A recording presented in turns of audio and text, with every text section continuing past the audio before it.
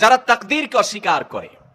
অনেক মানুষ আছে আমাদের সমাজে, দেখবেন আপনি যখন তাকদীরের কথা বলবেন, আপনি যখন ভাগ্যের কথা বলবেন, আপনি যখন আল্লাহর কাজা এবং ফয়সালার কথা বলবেন, যে আল্লাহর হুকুম, আল্লাহর ফয়সালা হয়েছে তাই এমনটি হয়েছে, বা আল্লাহর যা ফয়সালা হবে তাই হবে, এরকম কথা যখন বলেন, অনেক মানুষ আছে দেখবেন এমন মন্তব্য করেন যেন তিনি এই তাকদীর এর কাজা ফয়সালা এগুলোকে মানে না। আরে রাখ তোর তাকদীর, আমারটা আমি দেখব, আমার ভাগ্য আমাকে নির্ধারণ করতে হবে।